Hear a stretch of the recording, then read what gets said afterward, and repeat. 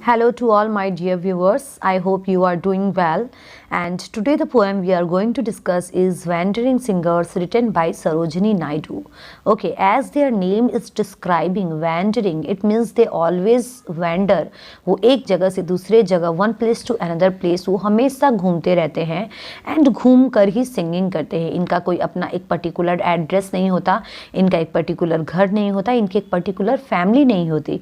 ये पूरे वर्ल्ड को अपनी फैमिली समझते हैं, है ना. बहुत इंटरेस्टिंग. तो आज हम इन्हीं के बारे में पढ़ेंगे that what wandering singers actually think and what are their point of view about the world. Okay and इसको लिखा है सरोजिनी नायडू ने. तो उससे भी पहले हम सरोजिनी नायडू के बारे में थोड़ा सा समझ लेते हैं जिससे कि ये पोएम हमें अच्छे से समझ में आएगी. And even before that if you are a newcomer to my channel then please to subscribe and hit the bell icon button, जिससे आपको ऑलवेज वीडियो अपडेट करते ही एक नोटिफिकेशन मिल जाएगा. एंड आपको यहाँ पर रेगुलर वीडियोज़ मिलती रहती है. If you want to understand any particular chapter then please do comment. I will definitely make video on that topic.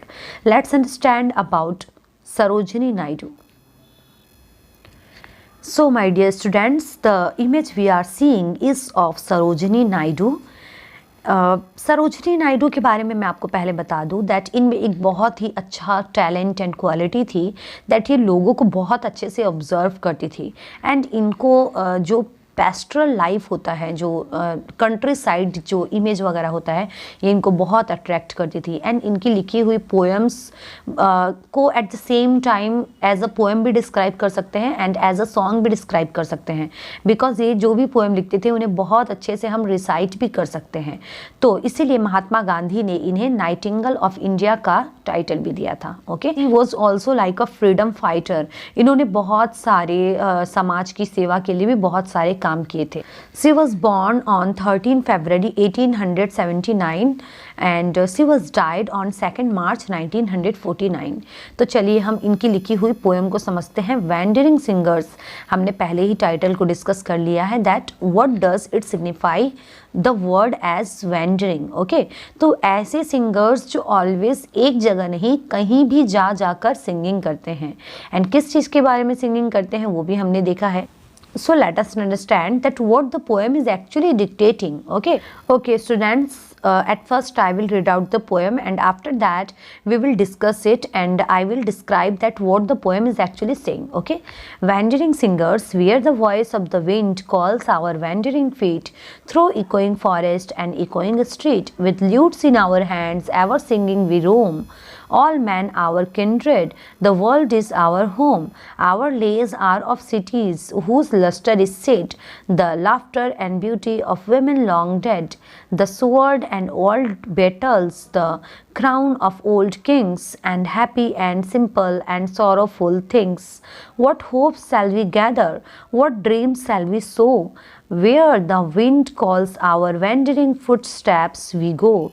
No love bids us tarry, no joy bids us wait. The voice of the wind is the voice of our fate. Okay, बहुत ही सुंदर poem है. चलिए हम इसे समझने की कोशिश करते हैं.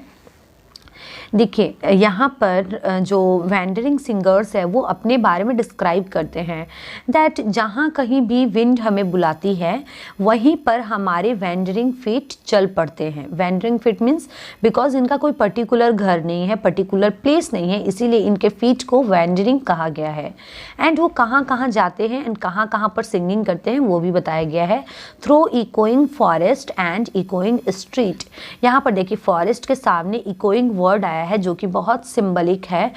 फॉरेस्ट मीन्स क्या हो गया, जो पेस्टोरल वर्ड्स वगैरह जो होता है, ग्रामीण इलाका, विलेज, इन सब को दिखा रहा है. ओके, एंड इकोइंग स्ट्रीट, ऐसी स्ट्रीट जो बहुत इको करती है. इट मीन्स जहाँ पर बहुत ज़्यादा आवाज़ वगैरह आती है, जो busy street of city life ऐसा बोल सकते हैं हम लोग. इन सारी चीज़ों को डिस्क्राइब कर रही हैं. एंड देखिए with lutes in our hand ever singing we roam. इनके हाथ में एक म्यूजिकल इंस्ट्रूमेंट रहता है जिसे हम हिंदी में वीणा भी बोलते हैं.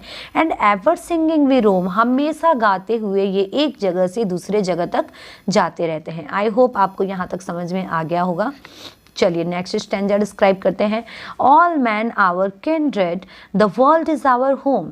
ओके, ये जो वैंडरिंग सिंगर्स है, किंड्रेड मीन्स क्या होता है, रिलेटिव्स। ओके, तो ये जो वैंडरिंग सिंगर्स है ये ऐसा कंसिडर करते हैं, इनको ऐसा लगता है कि इनका कोई पर्टिकुलर फैमिली नहीं है, ये पूरे वर्ल्ड को, ऑल मैन को, जितने भी पर्सन्स है इस वर्ल्ड में, सबको अपना रिलेटिव समझते हैं। And the world is our home, और पूरे वर्ल्ड को ये अपना घर समझते हैं। Our lays are of cities whose lustre is shed. Okay, देखिए अब ये कौन से टॉपिक पर सिंगिंग करते हैं वो भी यहाँ पे डिस्क्राइब किया गया है। लेज मीन्स यहाँ पर सॉन्ग हो जाएगा। Our lays are of cities, तो ये उन सिटीज़ के बारे में सिंगिंग करते हैं whose lustre is shed. Lustre means glory, ऐसी सिटीज़ जिनकी ग्लोरी जा चुकी है। शेड मीन्स क्या होता है, जनरली पत्तों का झड़ जाना, बट यहाँ पर होगा दैट ऐसी सिटी जिनकी ग्लोरी जा चुकी है, अब वो ग्लोरियस नहीं है। The laughter and beauty of women long dead, and ये उन ब्यूटीफुल वुमेन्स के लाफ्टर के बारे में भी सिंगिंग करती है जो कि बहुत पहले डेड हो चुकी है। इट मीन्स ये जहाँ भी जाते हैं ये लोग अपने सॉन्ग्स के थ्रू वहाँ पर हैप्पीनेस स्प्रेड करने की कोशिश करते हैं। Okay, The sword of old battles, the crown of old kings, and happy and simple and sorrowful things. Okay, तो यहाँ पर देखिए ये भी डिस्क्राइब किया गया है कि और किन चीज़ों के बारे में ये सिंगिंग करते हैं।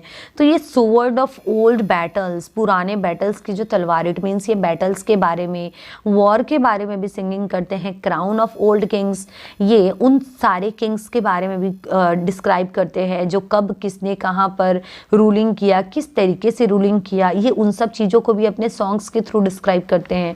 And happy and simple and sorrowful things, and ये हैप्पी चीज़ों के बारे में, सिंपल चीज़ों के बारे में, एंड सॉरोफुल थिंग्स, और जो बहुत पेनफुल चीज़ें होती है। इट मीन्स ये पास्ट के बारे में भी सिंगिंग करते हैं एंड प्रेजेंट के बारे में भी सिंगिंग करते हैं। Okay, what hope shall we gather, what dream shall we sow. Okay, इसे बोलते हैं रेटोरिक क्वेश्चन। ओके, यहाँ पर एक क्वेश्चन किया गया है, what hope shall we gather, what dream shall we sow, हमें कौन सा ड्रीम देखना चाहिए, हमें क्या होप करना चाहिए। बिकॉज देखिए ड्रीम देखना किसका काम होता है, उन लोगों का जो लाइफ में कुछ अचीव करना चाहते हैं। तो इनको तो अपने लाइफ से कोई होप ही नहीं है, ये तो दूसरों के लिए जीते हैं, ये दूसरों को हैप्पीनेस देते हैं, एक जगह से दूसरे जगह जाते हैं, ऑलवेज सिंगिंग करते रहते हैं।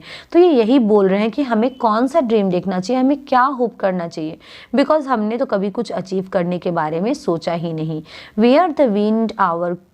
Where the wind calls our wandering footsteps we go, तो जहाँ कहीं भी विंड हमें बुलाती है, हवाएं बुलाती है, तो वहीं पर हम चल पड़ते हैं। ओके, इट मीन्स विंड का जो फेट होता है वही हमारा फेट होता है, वही हमारी किस्मत होती है। No love bids us tarry, no joy bids us wait. Okay, no love bids us tarry, it means that love कभी भी उनसे डिस्कनेक्टेड नहीं रहता है, कोई भी लव उनसे अलग नहीं रहता है, कभी उनको बाय नहीं बोलता है। And no joy bids us wait, और कभी भी जॉय उन्हें इंतज़ार नहीं करवाता है, because they are loved by the nature. You know, जब हम इस मटेरियलिस्टिक वर्ल्ड में काफ़ी ज़्यादा उलझ जाते हैं तब हमारे माइंड में काफ़ी सारे टेंशन्स रहते हैं एंड हम सोचते हैं कि आगे क्या होगा, अब हम मुझे क्या करना चाहिए, नेक्स्ट मेरा स्टेप क्या होना चाहिए। But they are not thinking about the materialistic thing, this is the point, and that's why they don't bother about anything, and they think and they are actually always loved by the nature, and they are never waiting for the joy, because actually they are spreading joy. The voice of the wind is the voice of our fate. तो यहाँ पर ये क्या बोल रहे हैं, जो wind की जो आवाज़ होती है वही हमारी फेट है। इट मीन्स इनका तो कोई पर्टिकुलर ठिकाना है नहीं, ये कभी यहाँ पर कभी वहाँ पर। तो जो विंड का फेट होगा, जहाँ पर जिस तरफ हवा जाएगी उसी तरफ हम भी चले जाएंगे, और यही हमारी किस्मत है। So this was the whole poem written by Sarojini Naidu, जो कि मुझे बहुत अच्छी लगी। आप भी कमेंट करके बताइए आपको ये पोएम कैसी लगी, and if you are liking and understanding then please give a like, at least इतना तो बनता है।